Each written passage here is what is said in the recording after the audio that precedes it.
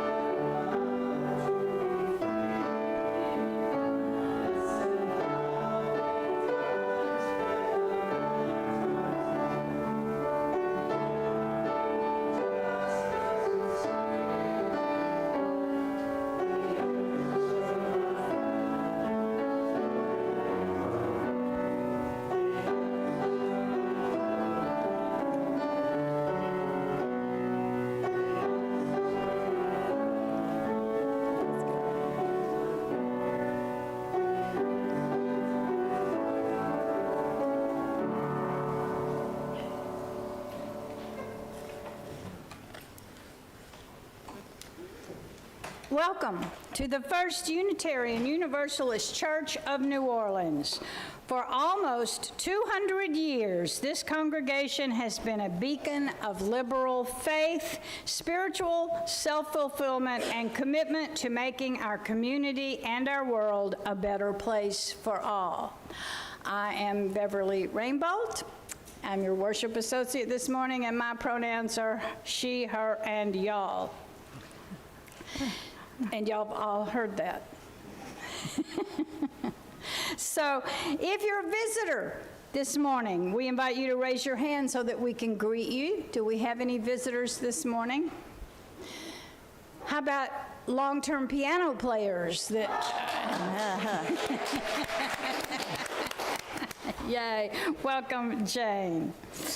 So also, we want to make sure that people can hear us, so if at any time we are not speaking into the microphone, or the microphone's not loud enough, or if for whatever reason you're not hearing us clearly and we can do something about that, wave, and it'll either get our attention or it'll get the greeters' attention, and they'll get our attention. So as a lay-led congregation, we invite a variety of worship leaders from our congregation and the broader community to give sermons and contribute to other parts of the service. Our worship leader today is FUUNO member Laura Miller, yes, and whose pronouns are she and her. And Laura is a longtime member. She is also a member of CCUU, but she lives in Virginia. She just maintains her UU-ness here and comes back to see us and grace our pulpit frequently. So we're very glad to see Laura this morning.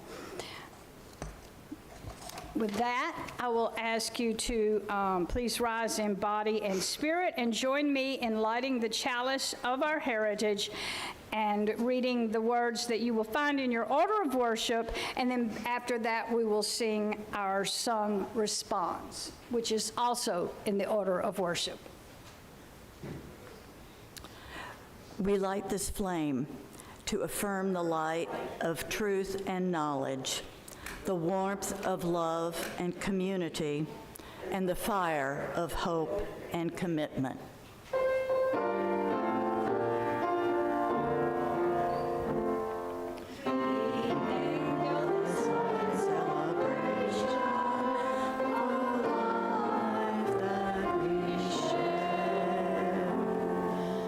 Please remain standing for our opening hymn, which is in your gray hymnal, number 18, What Wondrous Love.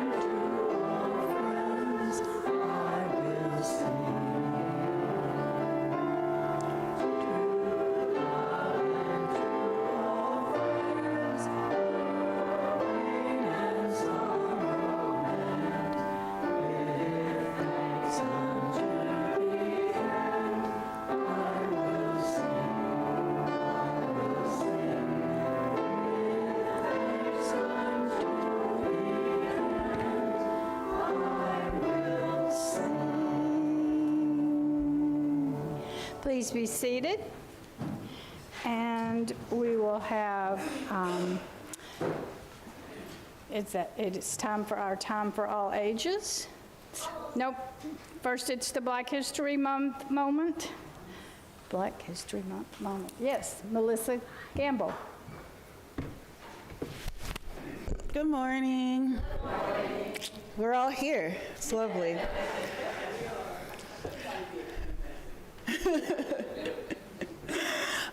So the person I chose to spotlight for today is a UU person named Frances Ellen Watkins Harper. She was a writer, an abolitionist, a suffragist, born in 1825 in Baltimore, Maryland, to freed parents.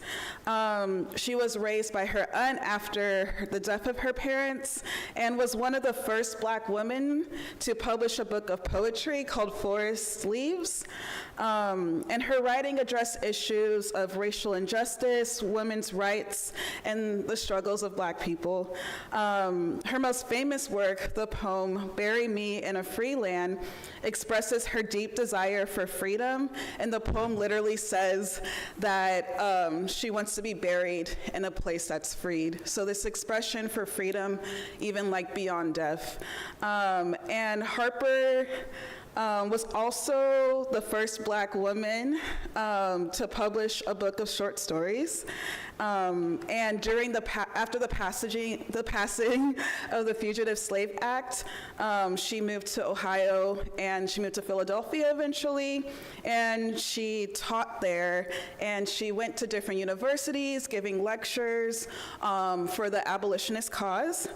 And she was actually one of the co-founders of the National Association of Colored Women's Clubs, and also played a pivotal role in the Underground Railroad in Ohio and Pennsylvania.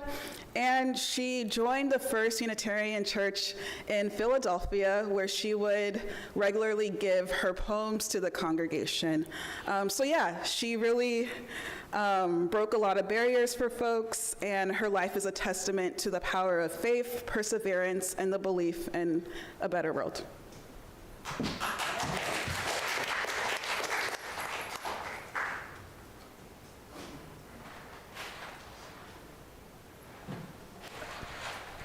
Good morning, everybody. Good morning. Can y'all hear me?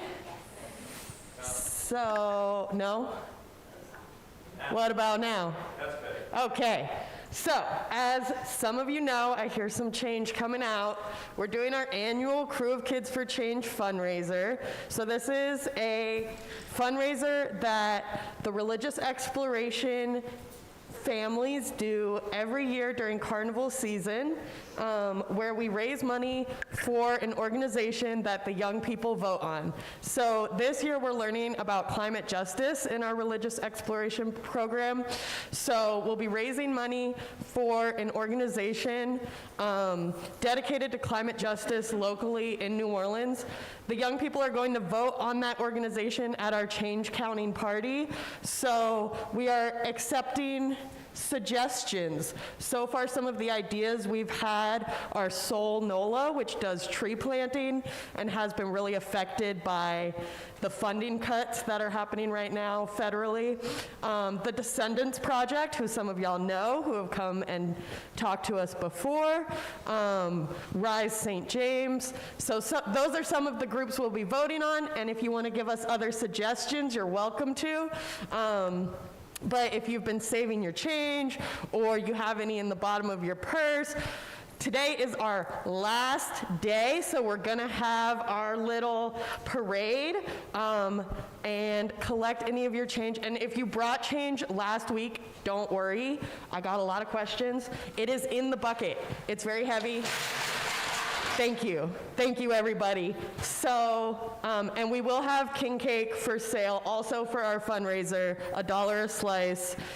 There's a lot of king cakes people brought this week. I'm very impressed. A lot of fun options. Get some king cake. Get like 4 slices. It's going to be awesome.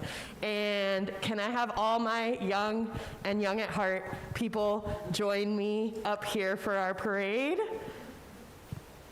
Yay. Yay, young people.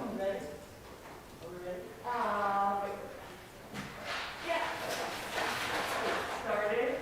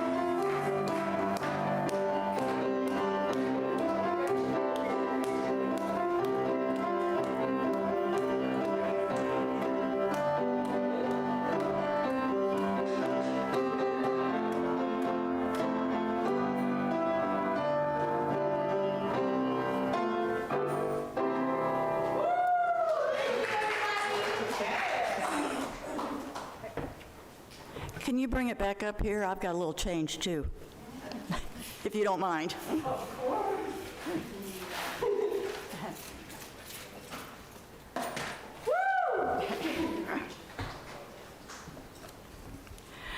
Good morning. Before I start on the official part of my presentation, I just want to say it is such a pleasure to be here with you all this morning.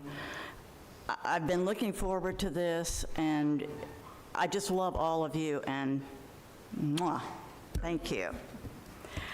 Okay. I have a couple of quotes of things that you might wish to contemplate during our time of meditation. First, there are over 3,000 verses in the Bible that are concerned about social justice and the common good, taking care of poor and immigrants, kindness and compassion. Second, one of the most outstanding traits of Jesus' ministry was his acceptance of everyone. We will now have a moment of silence, which will conclude when Dwayne starts playing Voice Still and Small, the words of which are in your order of service, and we will all sing that together.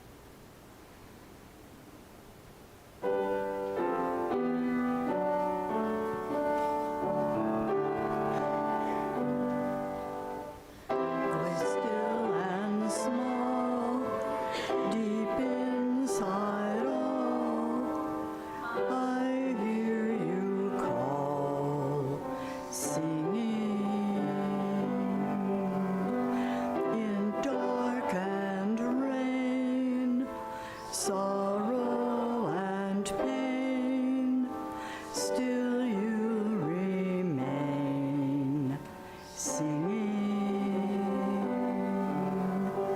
calming my fears, quenching my tears, through all the years, singing.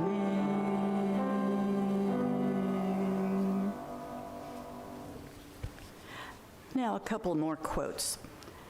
The French philosopher Simone Weil said, "The gospel makes no distinction between the love of our neighbor and justice."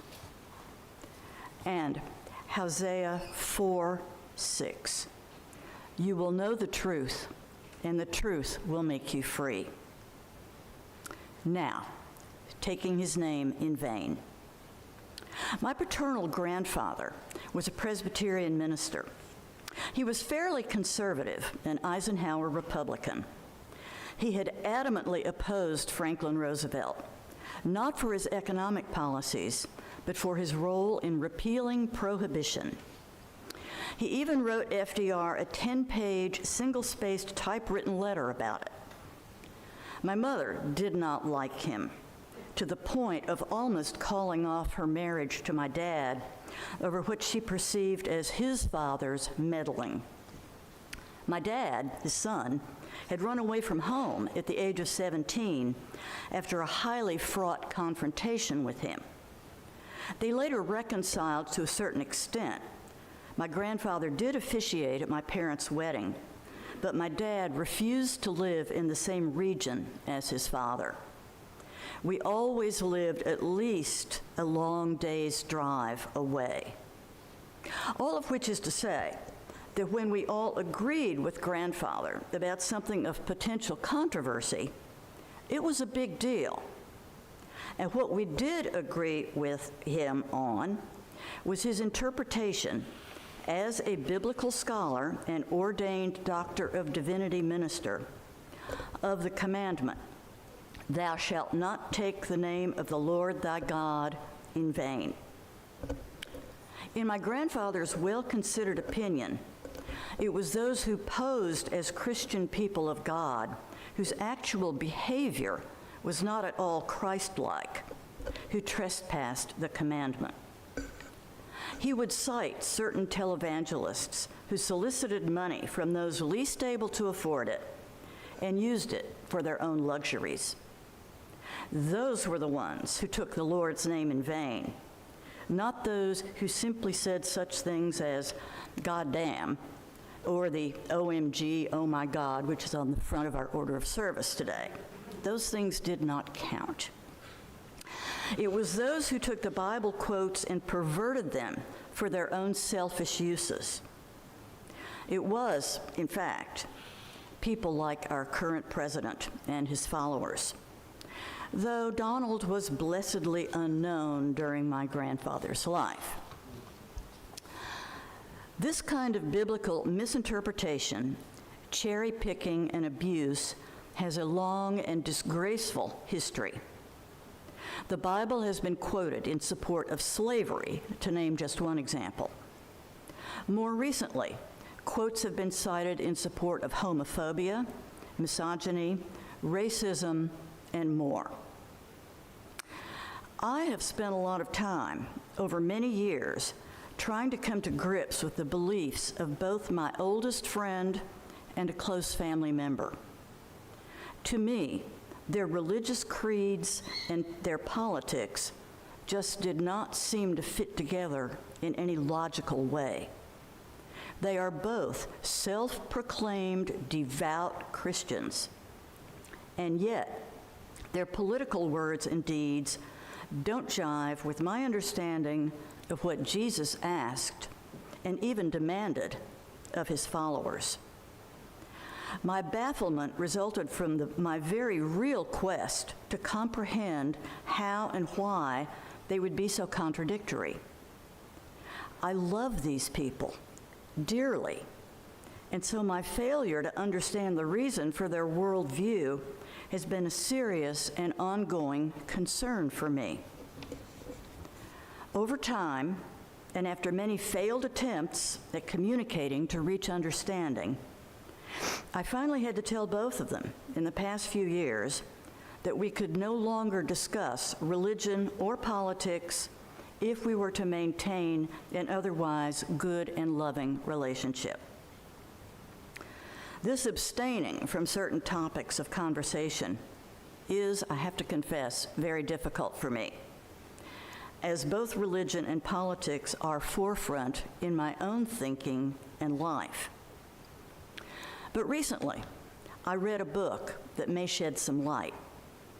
My aim this morning is to share with you what I have learned in hopes that it may help all of us to have the challenging discussions with those with whom we do not yet, being hopeful here, see eye to eye.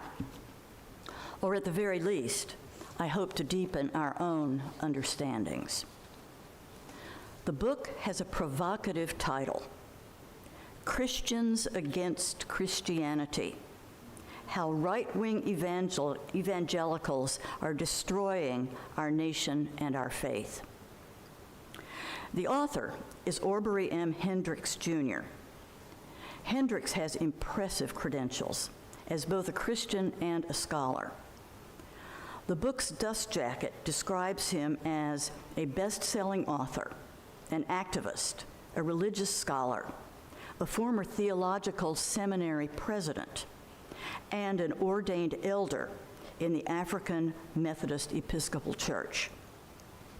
His books include The Politics of Jesus, rediscovering the true revolutionary nature of Jesus' teaching and how they have been corrupted, and The Universe Bends Toward Justice, radical reflections on the Bible, the church, and the body politic. He currently teaches religion and African American studies at Columbia University. He is also a visiting professor of Bible and ethics at Union Theological Seminary in New York City. So, in my opinion, pretty impressive and worthy of our attention.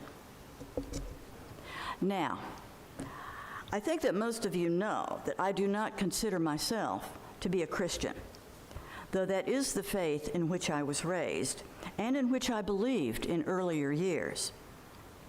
These days, my prayer would be more along the lines of, "Dear Jesus, please save me from your followers." However, I have always recognized that most of his teachings do resonate with me. It is others' interpretations of the Bible that I find problematic, kind of like my grandfather. I think many of us Unitarian Universalists feel the same way.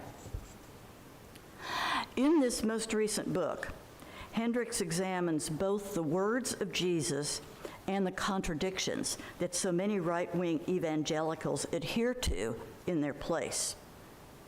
Today, I will present what may be considered an oral book report as I share his concepts with you. Quoting again from the dust jacket, "Today's right-wing evangelical Christianity stands as the very antithesis of the message of Jesus Christ, with falsehoods, contradictions, misuses of the Bible embedded in their rabid homophobia, poorly veiled racism, demonizing of immigrants and Muslims, and their ungodly alliance with big business against the interests of American workers."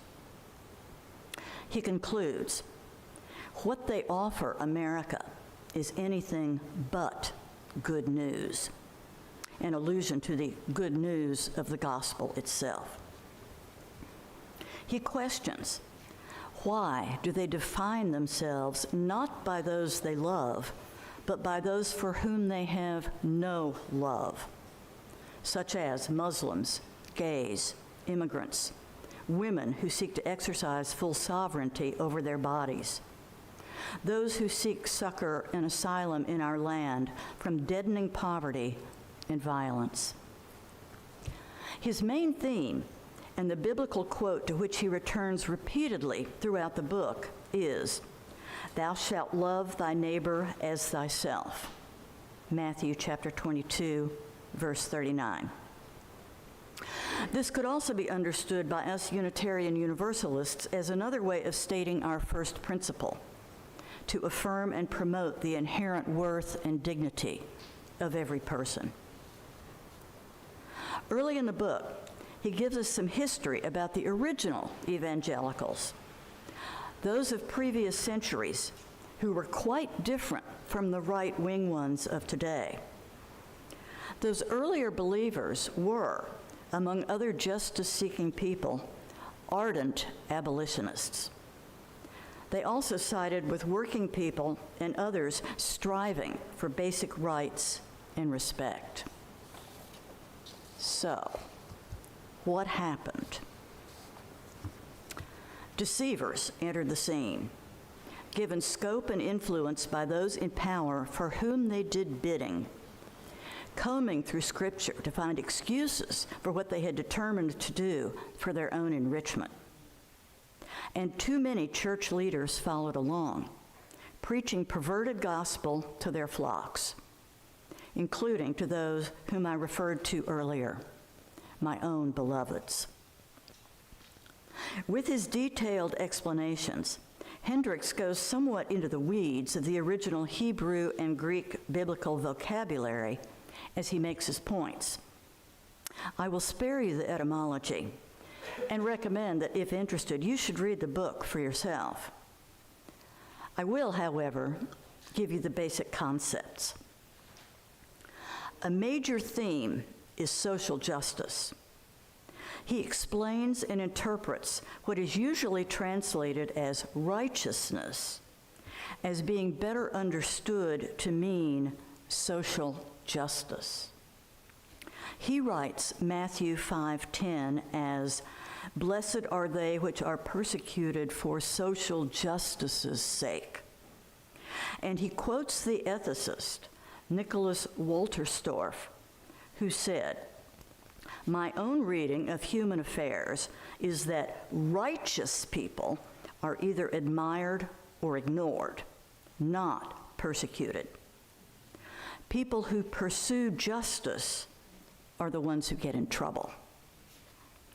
Hendricks also writes about the world of Jesus' time as being apparently limited in available resources. And he says, Jesus railed against the rich without compromise or qualification. But because his social justice pronouncements concerning poverty and wealth are so extreme, they are usually ignored or dismissed as quaint and unrealistic. But when viewed in the context of Jesus' setting in life, what might appear quaint or unrealistic, in actuality, offers valuable ethical guidance. And in his version of Matthew 5:6, "Blessed are those who hunger and thirst for social justice." Hendricks repeatedly lays out the transgressions of Donald Trump as he questions how those who claim to follow Jesus can also support right-wing policies. Among other things, he points to the attempts to repeal the Affordable Care Act, or Obamacare, to cut food stamp benefits, and to the tax breaks implemented to reward those who are already extremely wealthy. He cites the racism inherent in Trump's real estate policies, his vilification and mistreatment of Muslims, and questions how is any of this compatible with the commandment to love thy neighbor. He makes reference to the need for hospitality. Again, citing the conditions and the mores of the ancient times, the willingness to look out for the stranger or the foreigner or immigrant was of paramount importance. The land was stark and challenging. Without hospitable way stations or people willing to offer goods and services, any travelers would be doomed.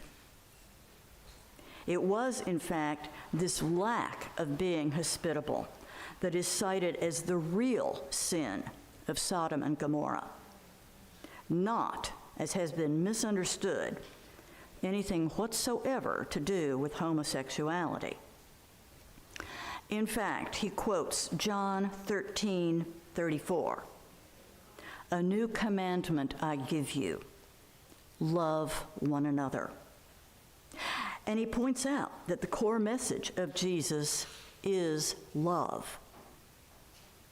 Nowhere in the gospel does it say anything about whom we should and should not love, only that we should love. He quotes Jimmy Carter, an old-style evangelical Christian, not a right-wing one, who said, "I think Jesus would encourage any love affair if it was honest and sincere and was not damaging to anyone else. And I don't see that gay marriage damages anyone else." End quote. As for traditional marriage, The Bible has numerous examples, including polygamy, requirements for widows to marry brothers-in-law, concubinage, handmaids forcibly impregnated by their mistresses' husbands, etc. On the topic of abortion, which Hendricks points out only became an evangelical issue in the 1980s, sometime after Roe v. Wade was established. It is only once referred to in the Bible, and that is in a remarkable fashion.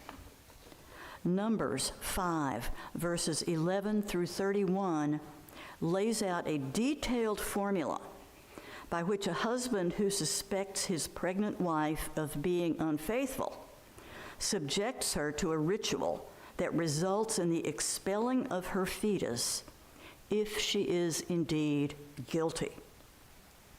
Hardly the all fetuses must be saved philosophy that is ranted at us these days.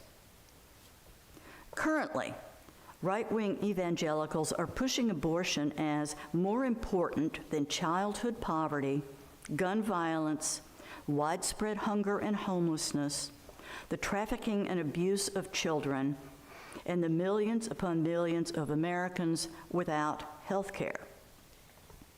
If they were really pro-life and not just obsessed with the unborn, they would be similarly filled with righteous indignation over the massive social injustices that bedevil our nation and the world.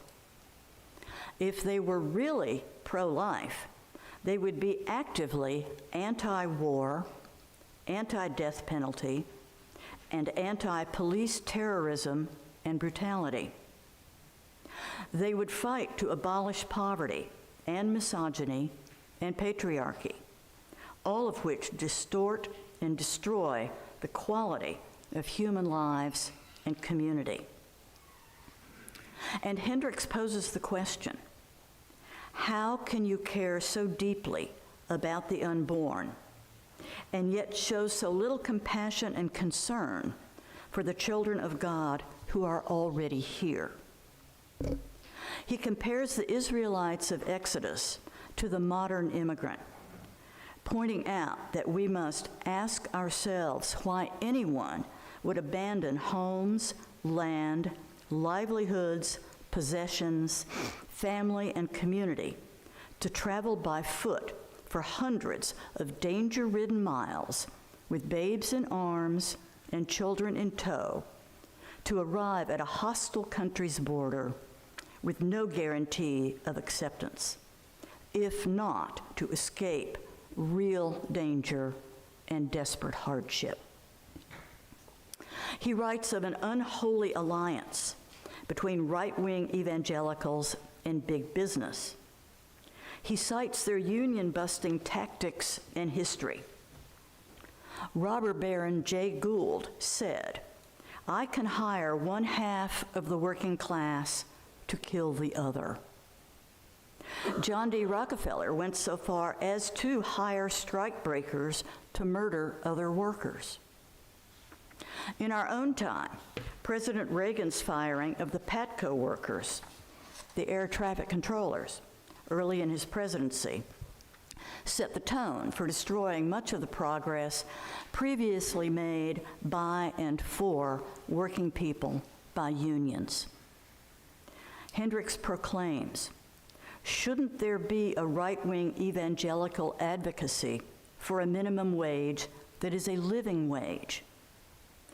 Why aren't the exorbitant multiples of CEO salaries a Christian issue for them?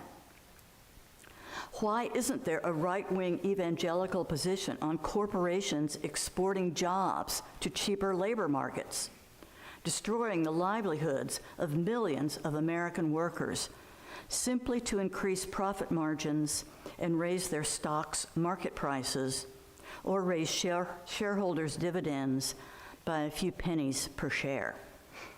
Of course, there should be. But ultimately, right-wing evangelicals support an unjust status quo of vast disparities between America's rich and its poor. This is anathema to the gospel of Jesus Christ and destructive to the fabric of our nation. This is another area of American life in which the right-wing evangelicals have abdicated the moral high ground they so piously claim in order to support morally indefensible policies that are the cause of extraordinary pain to those they should be striving to serve and love as their neighbors. Finally, Hendricks, not unlike my own grandfather, presents his own interpretation of some scripture. Specifically, he examines the concept of the Antichrist. It is not, he proclaims, a number such as 666, or a beast, or a person. It is rather, like those who take the name of the Lord in vain, the spirit of those who falsely portray the nature of Jesus and of his mission in the world. Let us not forget that nature and mission are love. Thank you, and blessed be.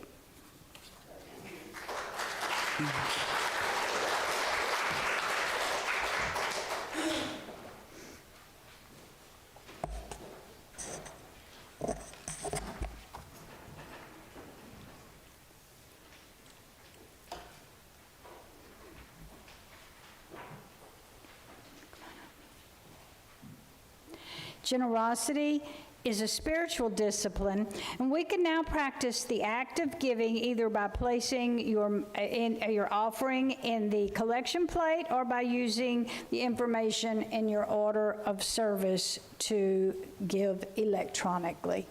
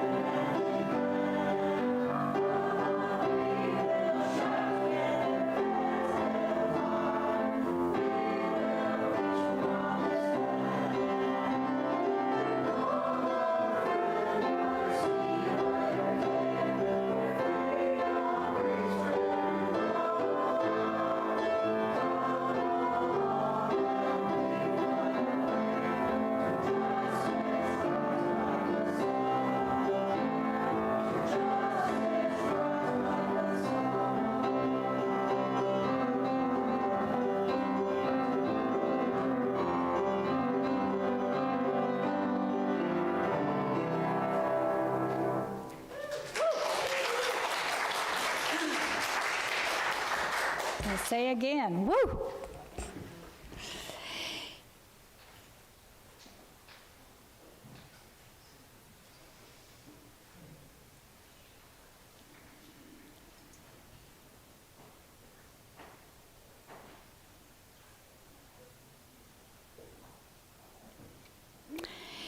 Gifts to this community of faith are gratefully received. Let us acknowledge these gifts by reading together the words in your order of service. This gift from the abundance of my life blesses me, our ministries, and the world. Giving in the offering plate and pledging are part of how we steward this congregation. There are countless other ways to serve, build community, and share love with the rest of the city.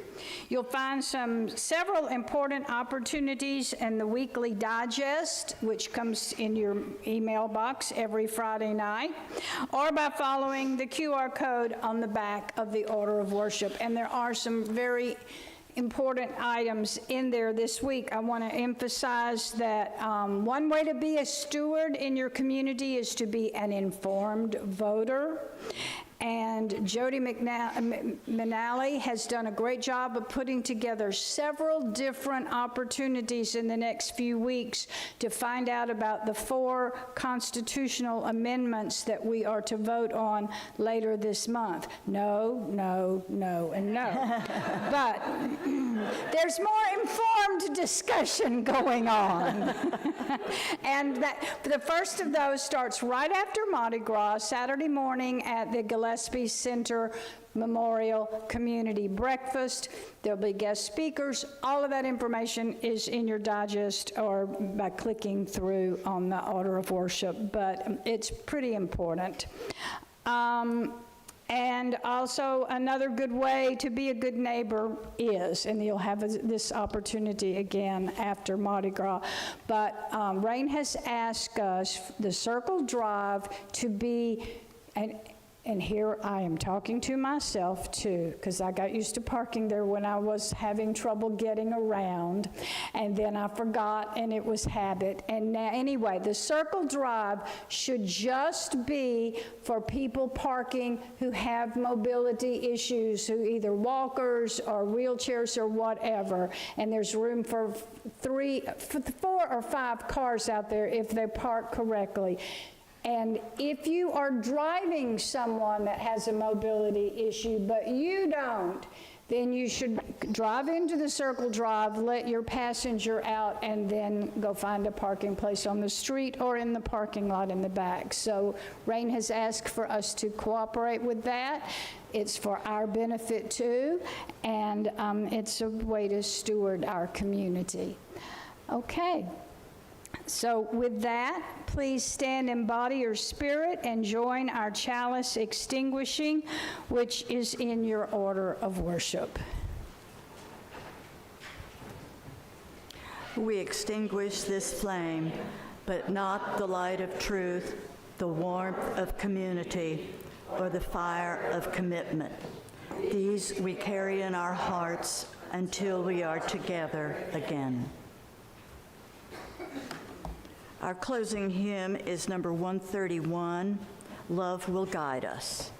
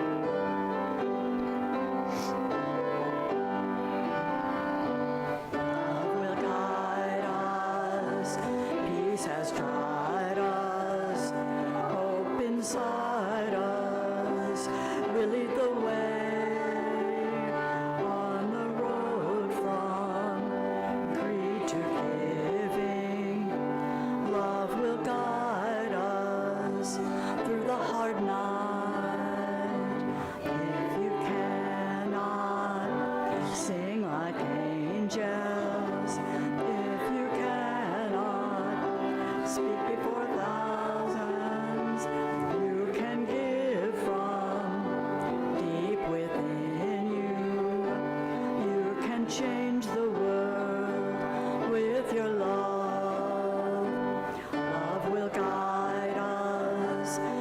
grace has dried us, hope inside us will lead the way on the road from creed to giving.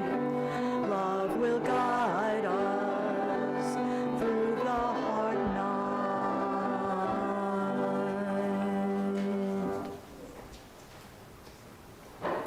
Our benediction today is from Jordan B. Peterson's book, Beyond Order.